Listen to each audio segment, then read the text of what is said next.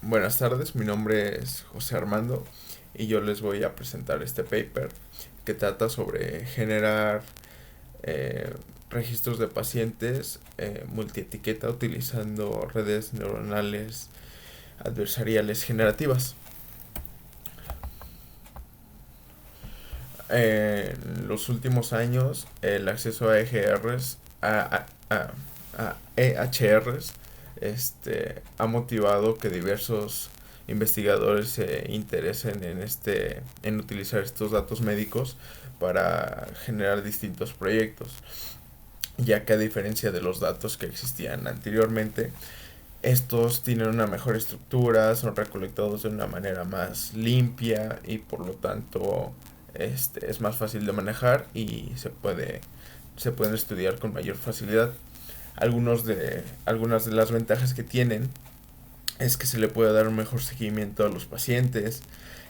Los estándares entre hospitales son iguales. Podemos manejar controles de calidad y políticas hospitalarias. Un registro electrónico de salud contiene distinta información sobre un paciente, desde su edad, sexo, estatura y cosas por el estilo como su etnia, dirección, demografía, seguro, religión, a qué hospital ha ido, qué médico lo atendió, cuáles eran los signos vitales, qué tratamiento le dieron, qué medicamento, cuál fue el diagnóstico, si le hicieron estudios, cuál fue el resultado de ellos y cosas por el estilo. Como ya se podrán imaginar, esto puede traer problemas y uno de ellos es la privacidad, ya que al tener tanta información de una persona, la privacidad de esta corre mucho riesgo. Es por eso que en este artículo se busca dar solución a ese problema. Y presentan esta herramienta cuyo nombre es MedGAN. Es una mezcla de... Es un tipo de una red neuronal generativa. Y pues lo que ellos quieren lograr es generar variables discretas de alta dimensión que puedan ser utilizados en modelos de aprendizaje máquina que sean tan útiles como los datos reales, sin poner al riesgo la integridad de la persona como lo harían otro tipo de modelos.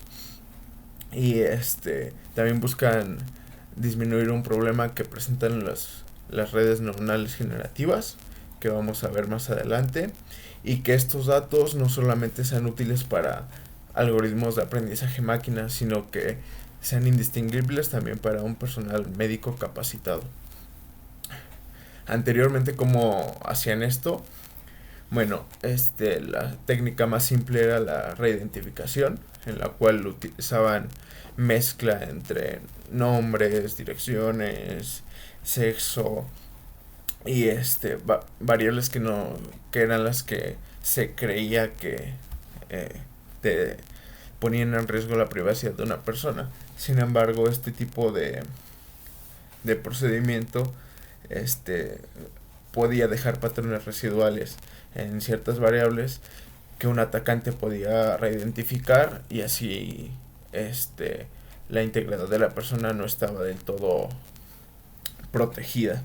Algunos otros modelos o algoritmos que se utilizaban eran máquinas de transición de estado, muestradores de Gibbs y redes neuronales normales, las generativas normales. Y bueno, la propuesta de MedGAN parte de una GAN, así que creo que es conveniente primero ver cómo funciona una red generativa, aunque sea superficialmente, porque no me siento muy capaz para explicarlo así como que con mucha profundidad. Sin embargo, voy a dar como que un panorama muy superficial sobre qué son y cómo trabajan. Bueno, una red neuronal generativa adversarial no es un modelo simple. No me refiero simple por complejidad, sino simple de un solo modelo. Una red neuronal generativa está compuesta por dos. Uno de ellos es el discriminador, el cual se encarga de como su nombre lo dice, discriminar, asignar una etiqueta de verdadero o falso a una muestra que se le presenta. Y por otra parte es el generador. Bueno, el discriminador lo que hace es, como vimos en clase, la probabilidad de que tenga cierta etiqueta dados los datos. Y ya, con base en eso se optimiza. El generador tra trata de modelar la distribución de los datos que nosotros le presentemos. Entonces, el generador, a partir de ruido o algún otro tipo de entrada, lo que hace es, con ciertos parámetros, crear nuevos datos que trata de asimilar, trata de hacer igual a la distribución real que se tenía de los datos.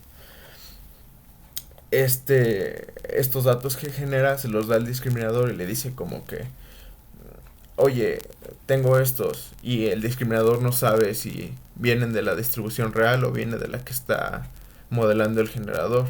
Entonces el discriminador, su trabajo es decir, este dato que me presentaste es falso o es verdadero. Con base en eso hacemos la optimización del generador hasta que sea lo más factible posible y que se asemeje lo más posible a la distribución real de la cual proceden los datos. Bueno, una GAN básicamente se centra en estas tres funciones. Una es la del generador, la otra es la del discriminador y la otra es la función de valor, que es la que se va a optimizar a partir de las otras dos, del generador y del discriminador. Si vemos, el generador tiene dos parámetros. Uno son Z, que es básicamente el ruido que recibe, y teta D, que son los parámetros que se van a optimizar para este caso. Aquí tiene un error, era teta G de generador. Y D tiene X, que son los datos reales. En este caso serían los registros electrónicos reales que tenemos de los pacientes reales y sus parámetros independientes. Ya esta va a ser la función de optimización. Ahorita se las explico con un poco más claridad.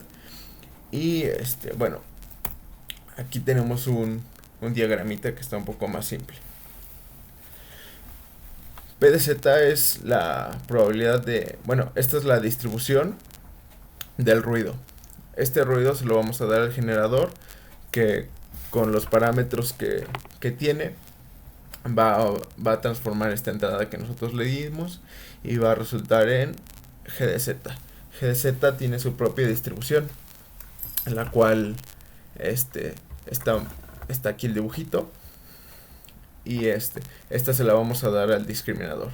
Si vemos, esta lleva una etiqueta, le ponemos Y0 como indicador de que esa es la que está siendo generada, y al discriminador también le va a entrar otra, que es la original. No le entran simultáneos, como que uno y uno, y él va calculando si es original o si es falso. Y pues esta es la distribución de nuestros datos originales.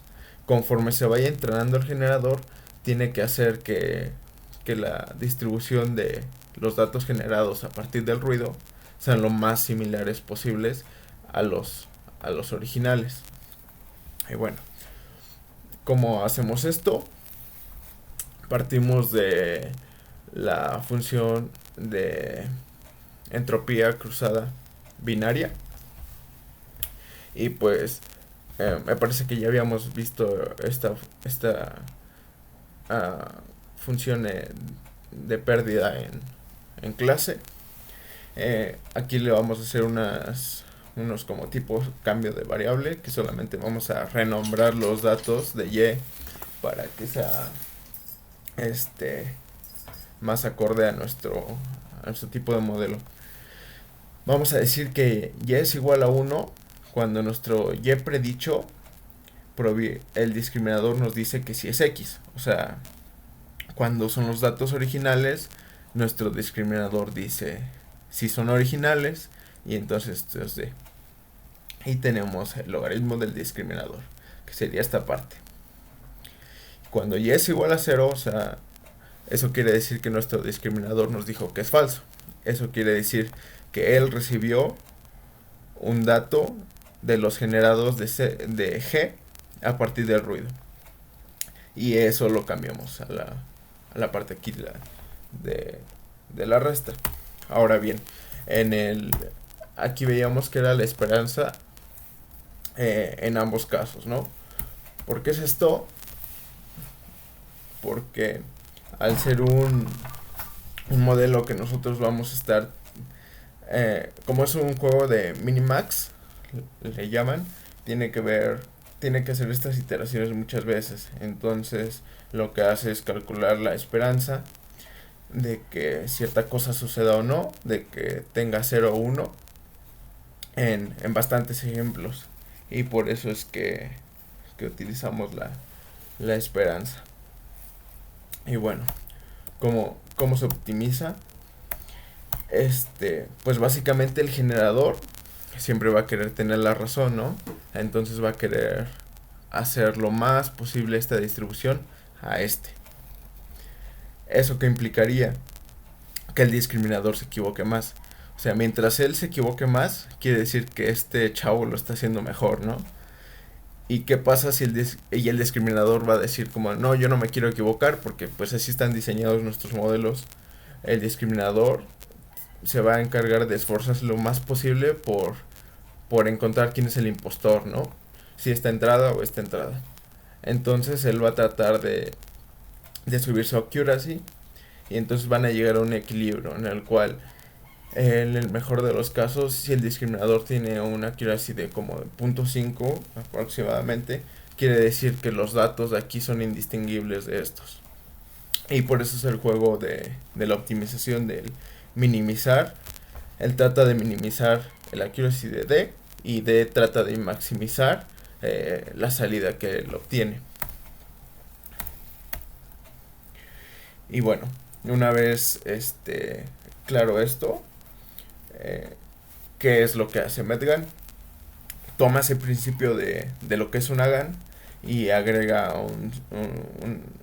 un par de técnicas que están aquí en su diagrama. Ellos tienen los datos originales, que son los de aquí de X, y el ruido que va a recibir el generador.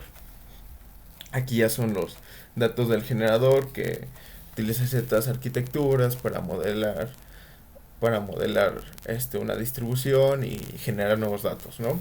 Entonces tenemos que X lo va a pasar por un encoder y ese encoder lo va a decodificar. ¿Qué sucede cuando hace esto? El decodificador aprende características de nuestra distribución original. De esta manera, cuando nosotros decodificamos lo que hizo el generador, de cierta manera le pasamos información cuando el discriminador nos dice si está bien o está mal en la función de pérdida. Entonces, con esta ayuda de que el encoder, del que el decodificador aprendió ciertas características, el discriminador le pasa como que hints, por así decirlo, al generador, y entonces el generador tiene una mejor idea de cómo optimizar su función. Y básicamente este es como que el truco que utilizan, que es la parte de que el decodificador aprende ciertas características que le pasa al generador. Y bueno, este es el tipo, esta es la actualización de los parámetros. Si vemos aquí en el generador, a su vez utiliza los parámetros del generador y del codificador. Y bueno, ahora las GAN tienen ciertos problemas. Tienen tres básicamente. Uno es que les cuesta mucho converger. Otro es el desvanecimiento del gradiente, como lo habíamos visto en clase. Y en particular el que ellos quieren resolver es el mode collapse. ¿Qué es el mode collapse? Esto se da cuando el generador aprende a producir solo cierto tipo de ejemplos que ha visto. Y por ende el discriminador, siempre que ve esos ejemplos, le dice, no, estos son falsos, porque sabe que el generador solo le está dando un tipo de ejemplos. Entonces, en el mejor de los casos, pasa eso, ¿no? Jamás converge porque el discriminador siempre le dice que no. Pero en el peor, entran a un mínimo local y se cree que ya nuestro modelo convergió y el generador aprendió a crear datos, pero no, solo aprendió un tipo o un pequeño tipo de toda la muestra que tenía original en X. Entonces, ¿cómo arreglan esto? El, el discriminador va a poder ver todos los ejemplos que se tomaron en X y va a ver todos los que se generaron a partir del ruido. Y entonces cambiamos lo que teníamos acá por el promedio. Y listo. Ya es como que ese pequeño hack ayudó a Medgan a que salieran de ese problema que tenían del mode collapse, de que solo aprendía cierto tipo de características. Y bueno, ¿qué experimentos hicieron? Utilizaron 3 bases de datos con esta cantidad de pacientes y de códigos. Son códigos que se utilizan para definir procedimientos, medicación y cosas por el estilo. Del conjunto A y C se extrajeron códigos de diagnóstico, medicación y procedimientos, y de B solo de medicación. El tamaño de vectores fue considerablemente grande para cada uno respectivamente, y contra los modelos que se comparan son con los que se enlistan aquí abajito.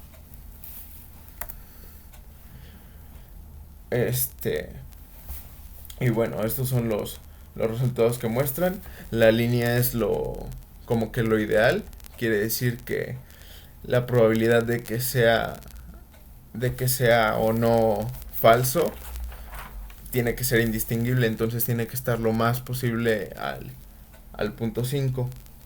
En el eje X están los reales y en el eje Y están los que se generaron en cada tipo de modelo. Como podemos ver al inicio GAN, aquí están distintas versiones de MedGAN. El primero es una GAN normal, la GAN que ya conocimos. El segundo, GAN subíndice P, es con un autoencoder preentrenado. Con subíndice PD es con el autoencoder preentrenado y un mini batch discriminativo. El PA es con el autoencoder y con el promedio del mini batch. Y este último es MedGAN, que es la arquitectura que ganó supuestamente. Y tiene el autoencoder, el promedio de mini batch, tiene algo que le dice shortcut connection para el generador y batch normalization. Y bueno, aquí podemos ver los resultados. Y estos son el performance que obtuvieron en la predicción. De nuevo la línea es el ideal. Y vemos que MedGAN tuvo un muy buen rendimiento junto con los modelos con los cuales estaba compitiendo. Y estos resultados se le presentaron a 3 médicos, 100 registros de los cuales 50 eran creados por MedGAN y los otros 50 eran reales. Y se les pidió que los puntuaran del 0 a 10, depende cuán realistas ellos consideraban que eran. Y como podemos ver, se encuentran muy similares, a excepción de unos datos atípicos.